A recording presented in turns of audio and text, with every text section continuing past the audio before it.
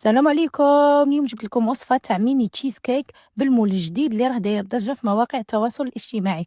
جبتها لكم بزوج أذواق، بالشوكولا وبالبيستاش، وبدون جيلاتين وبدون ماسكاربون. هنا عندي بسكوي مطحون، زدت عليه شوية كاكاو خاطر ما عنديش ماغو، زدت عليه زبدة دائبة خلوها تبرد شوية ونخلطوها. وهادو هما الليمون اللي غادي نخدم بهم كيما راكم تشوفوا، نحطوه في البلا ونقلعو الاخر باش نقلعو به ونعمرو البسكوي تاعنا في القاعدة كيما راكم تشوفوا. نضغطوا عليه غاية بحاجة تكون صغيرة عندكم، خدموا باي حاجه. هنا نروحوا للكريمه، طلعت الكريمه السائله مع الشونتي مع جبن امي، طلعتهم غايه، من بعد نزيد عليهم شوكولا دايبه خلوها تبرد عاد زيدوها ونعمروا في من ليمون كيما راكم تشوفوا، نسقدوهم من الفوق وندخلوهم في الكونجيلات. نعاود نروحوا للكريمه تاع البيستاش. هنا الكريمه تاع البيستاش درت الكريمه السائله تاعي والشونتي كيما الاخرى وجبن امير، ودرت الكريمه تاع البيستاش وطلعتهم، بعد زدت عليهم شوكولا بيضاء. شوكولا بيضاء ذوبوها وخلوها تبرد، عمرو غايم، بعد نسقموهم من الفوق وندخلوهم في كونجيلاتور. تقدروا تخلوهم 2 سوايع 4 سوايع، انا بيتهم نورمال باش من بعد ونقلعهم.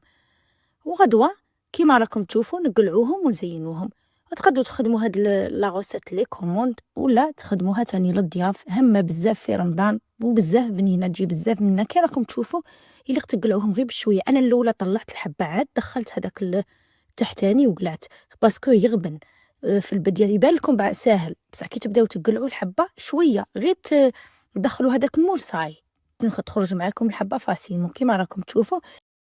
والتزيين هنا اختياري، كيما انا زينتهم بالكريمة تاع البيستاش، حميتها شوية او بير ماغي، وتاني هي والشوكولا، وزينتهم بالفيريرو، وتاني بحبات بيستاش. وهذا يلا غوصة عليهم، ان شاء الله تعجبكم.